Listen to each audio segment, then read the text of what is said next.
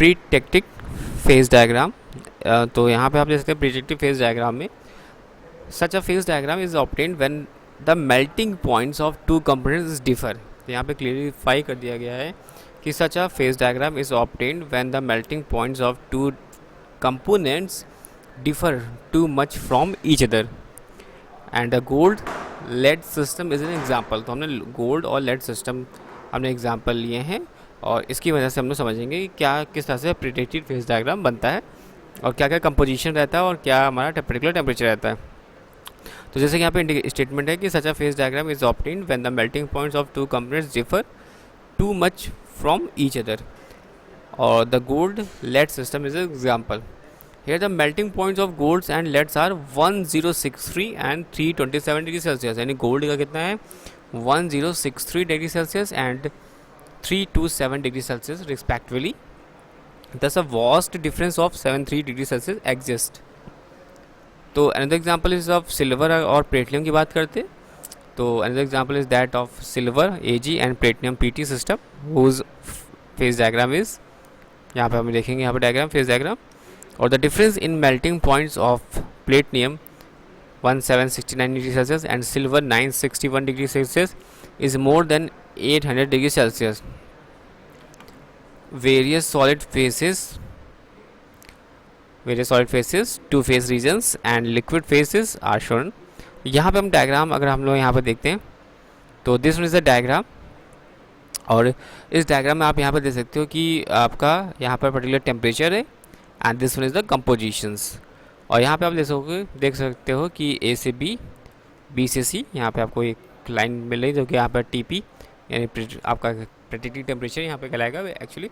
और यहाँ से आप 1769 डिग्री सेल्सियस यहाँ पे देख सकते हैं और यहाँ पर टेम्परेचर हमने देखा 1185, यहाँ 1769 और ये बीटा प्लस लिक्विड और यहाँ पे लिक्विड रीजन है, यहाँ बीटा रीजन है, अल्फा प्लस बीटा रीजन है और यहाँ पर अल्फा रीजन या alpha plus liquid region and this one is the CP point and platinum and Ag आप देख सकते हैं there is one the composition।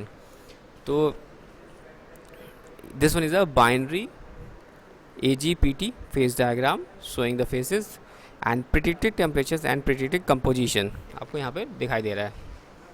तो यहाँ पे जैसे हमने यहाँ पे देखा था अभी हम लोगों ने जो स्टडी आउट किया कि जो सॉलिड फेज रीजन है यहाँ पर solid phase two phase regions and liquid phase are shown figure। horizontal tie line ABC denotes predicted temperature TP। अब यहाँ पे देख सकते हैं ये जो हमारी जो लाइन है ABC, जैसे यहाँ पे हमने यूटिलिटी के केसेस में देखा था तो जो हमने यूटिलिटी केस में देखा था कि उसको हम लोग एक बार बैक करके चलते हैं तो यहाँ पे देखो दिस वे लाइन BDE यहाँ पे हमें मिल गया था प्रिडिक्टेड यूटिलिटी टेम्परेचर। इसी तरह से जब हम लोग प्रिडिक्टिव पे आते हैं तो प्रिडिक्टिव हम लोग जब पहुँचते हैं तो आप यहाँ पे देख रहे हो कि आपको यहाँ पर रीजन मिल जा रहा है ABC। तो यहाँ पर this one is the reason is that is your known that predicted temperature and जिस temperature is known as that 1185 degree Celsius. कितना होगा 1185 degree Celsius is the particular वो टेम्परेचर है।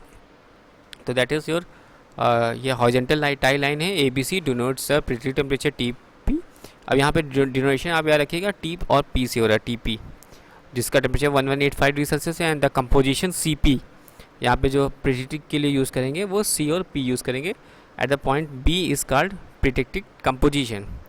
तो यहाँ पे CP आप देखोगे कहाँ मिलेगा आपको CP, this one is CP। तो यहाँ पे जो कंपोजिशन मिल रहा है वो हमारा मिल रहा है that is your predictive composition.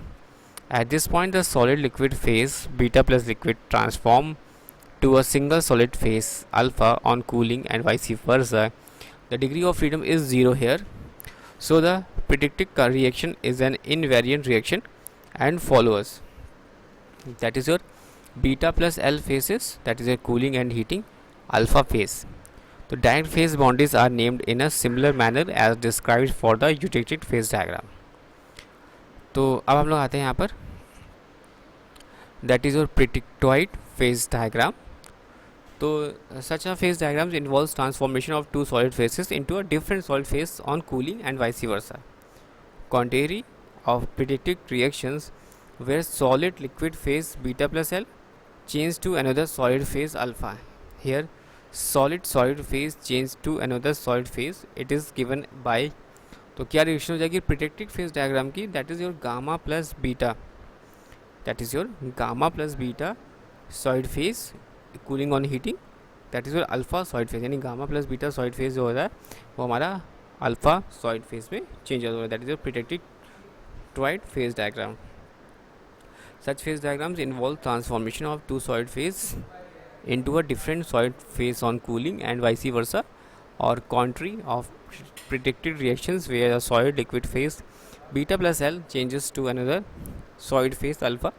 Here solid liquid solid phase change to another solid phase, it is given by gamma plus beta solid phase cooling or heating alpha solid phase.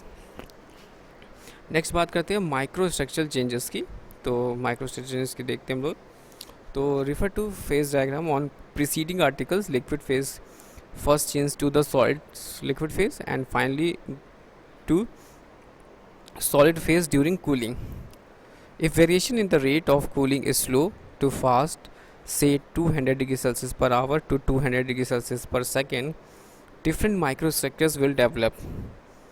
If we considers the slow rate of cooling, which is a general procedure, the likely microstructural change in overall composition of the binary system will be shown in figure. जो कि हम लोग यहाँ पे आगे देखा था। और microstructures of a single liquid phase above the liquid is shown in figure. On cooling we obtain the two phase coexisting solid liquid phase and the solid crystals float on the liquid phase. On further cooling, the system crosses the solidus and crystallizes into the polycrystalline solid, and the above changes are true for the case when the two components have almost similar melting points. However, the eutectoid solid solution, the आप यहाँ पे देख सकते हैं figure में हम देखेंगे beta crystal float in the liquid of eutectoid composition below the eutectic temperature. तो this one is the reason आप यहाँ देख सकते हैं। यहाँ आपको मिलेगा this one is the representation of liquid faces, this one is the representation of alpha plus liquid faces.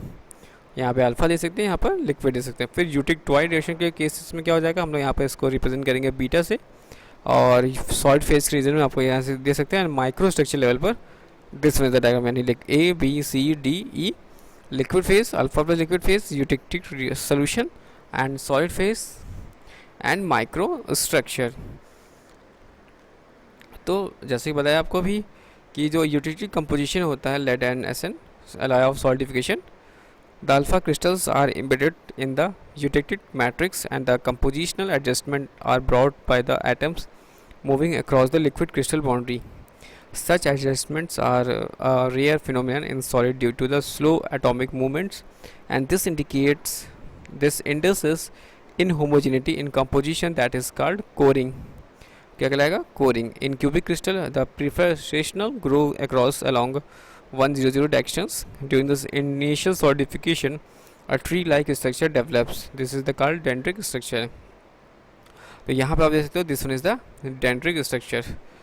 This one is the shows that A से E हमारा जो था वो microstructural changes था in alloy system में, showing the different phases, and this one is the dendritic structure. तो यहाँ पे आप देख सकते हैं, फिर से आप यहाँ पे देख लीजिए liquid phase, alpha plus liquid phase, that is your, and eutectic reactions beta, and solid phase, and that's when you use the micro structures.